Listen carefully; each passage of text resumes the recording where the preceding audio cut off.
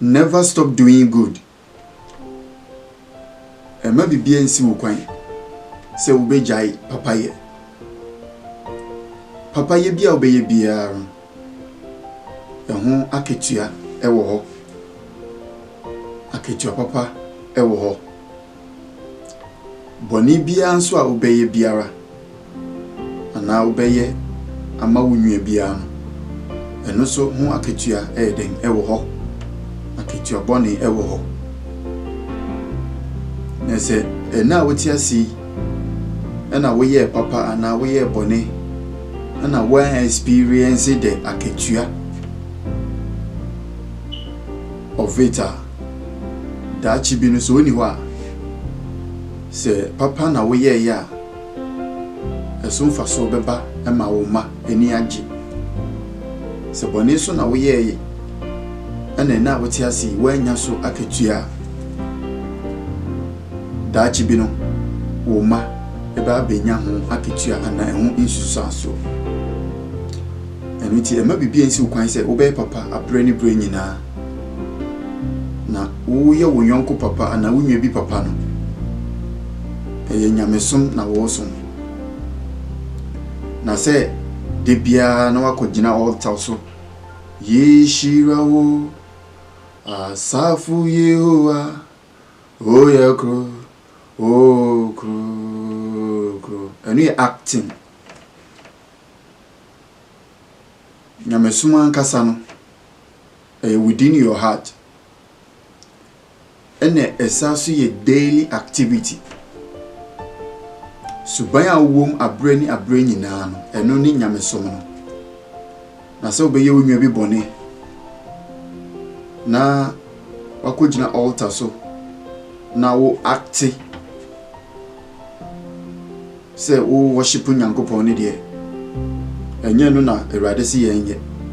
dabi ene adesua no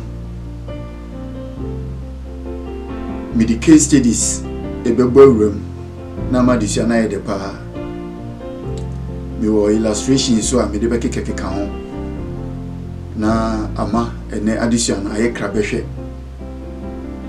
Jemre aha ye GDP documentary minum so kakra na me ba me did the full details no ebema on never stop doing good scripture me dey support here na dwumedie no me pick free Hebrews chapter 13 verse 1 say mre wo ha me di 2 no so beka ho me ba sisi e ma ore fi say obe subscribe to my channel afi so be like video no uwie a na wa share na dodo na so enya so mfa so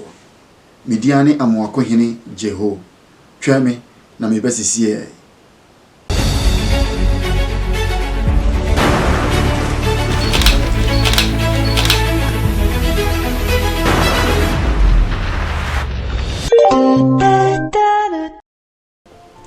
me da se wo je mere twan me aha eye GDP documentary say afi na wo join ya a man refi say be like this content by clicking on the kokromoti na hwesoro no ya ese no uwie so ana wa share se ne be ya dodo na so betimi enya so mfaso esan say na disua no e de ye pa afa ne ntoma pefra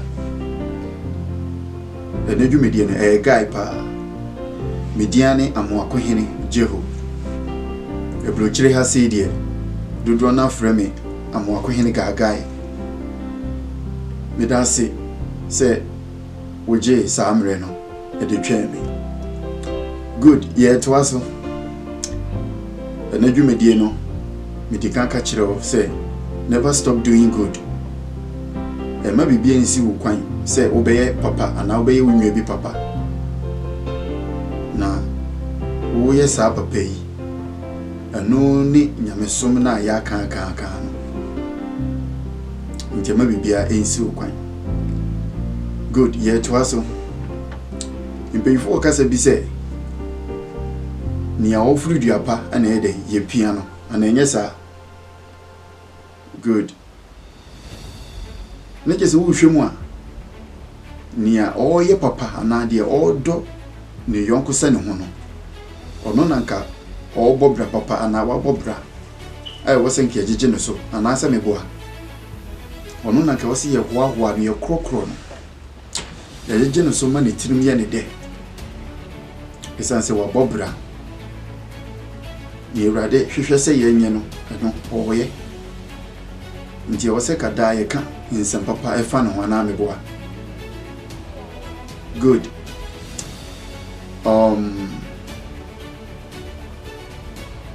yemfanra plant inua ana inua ba ho fruits edua eso aba mani penyina nya so mfaso senki yehwemu a edua aso abapa no se edua ne owosenka de bia ye ko sori aye ko praprasie se humpo afua ya dododododo ho no ne timi nya mframa papa na etimi aso eduaba bebre ma sebi obune sebi nyado omo ekomdi wo mo muduro omo so nya bi atie di nimpokura no afi bia so a etimi ayede asaso aba bebre ana meboa good medin fonyini bi bekirewo yehwe san fonyini ni wi a ebebua ma na disua no afa ne ntuma pefra enti no me pese mese o wadaje ana mese mrekra mo de simakitue bi mo mien kohwe san fonyini no na meba me de dia kaso ebeto awo so hweme ni yen kohwe mrasisie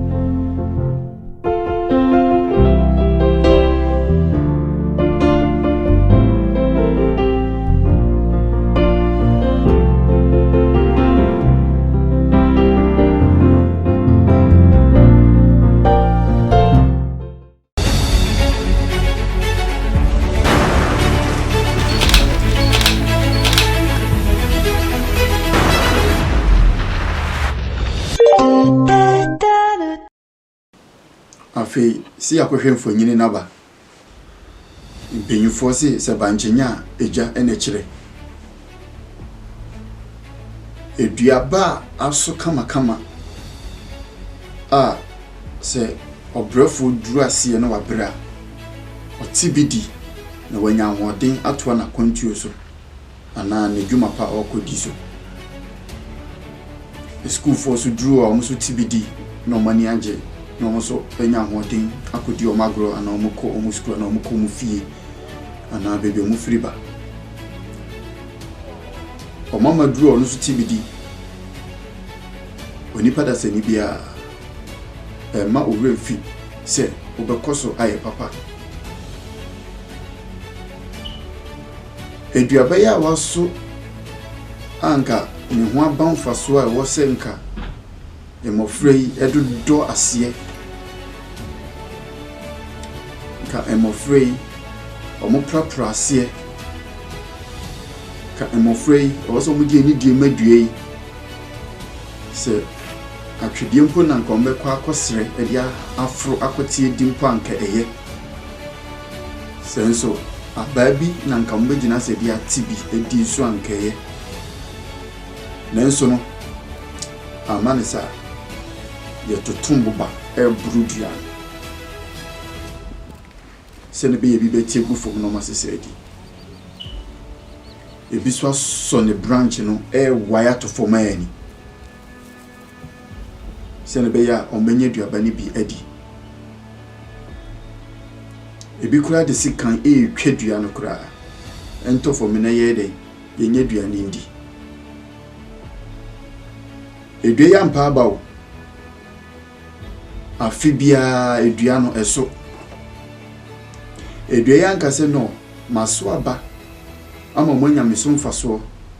e de sikan twitwa me ato fom broma mboba ye menia ensem fata mu pese mukumi ana. Nso edua ya mpa aba wo afi bia oso ma mofra no enya bidi.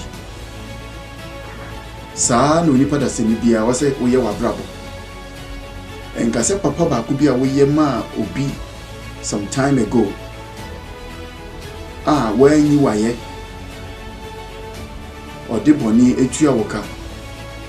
Enuti wajai papa ye. Enuti wo se wo nye papa mpo bi. Ma bibia nsi wo kwan. Ebia wa na ompo papa bi aye biu. Wa na ompe papa bimpo aye. Ana ba ku mienu bia wo ye ya. Ye bu wani mitia. Ya mfani die ama. Asede bi krampo a wasenka nipa ne de dabase no ebo. Enuti wu jai papa ye. Debi koswa na ye papa. Yenhwa de bi wo Hebrews chapter 13. Hebrews chapter 13 verse 1. We already one no emreninti. Hebrews chapter 13 verse 1. The Bible says, brotherly love must continue. Do not neglect hospitality, because through it some have entertained angels without knowing it. Ene no scripture no say maybe ensu kwan na ma o refix say obekoso aye papa apreni branyina ama ahoho ana onipa bia obehia no asase so ana obehia no akwa bia maybe bi ensu kwan say obe ye ne papa ebi kura wo ye ne papa wo ye obofo awurade asoma no say omra wo nchen wo ye obofo bi ampa ya wa ba no awurade asoma ne say omra no mfa hu imuaye ana ansa emro ebia what you say yes abofo won taban omutu te say anoma enti wo expect say obofo bi beba na ne ntaba abobo no oba no obegina wanim meba ayame angel Gabriel ana angel Michael Erade na asoma me se memra won chen na memfa obusade emro eniti somoje mewie meko no watuko ti se de ehwe concert party ana cantata na eya omoye no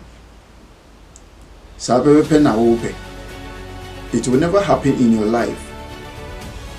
Enya de besi wasasi so ama wodi wani ehuda kopim se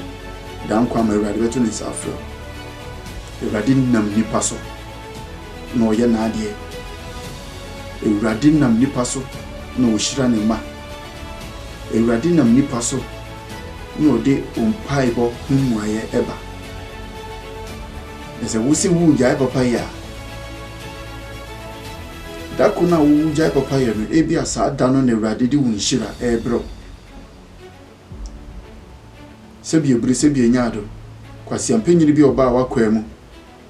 ne hu fi bi wo hwe ne soro ne form a reject no ebi a oyo obofo Erade asoma ne se omra na onfa wompaibo hu ansa emro nipa bi ofri Africa ba na nsiyen wa woni tua se we yesi ofri Ghana ofri Kumasi ofri Accra ofri hin woni tua se wonyo obofo because ofri Ghana ne bai obofo na wo kan twi se obofo na won ye fin se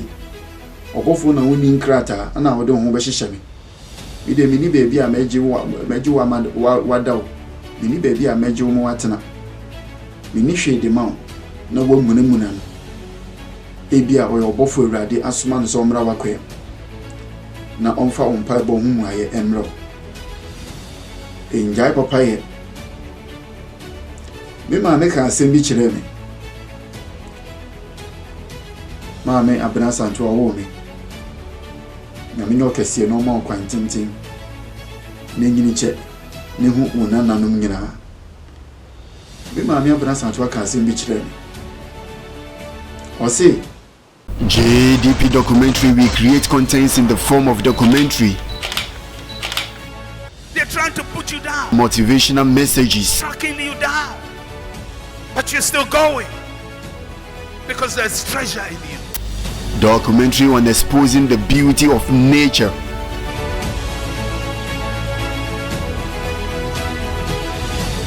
Documentary on luxurious.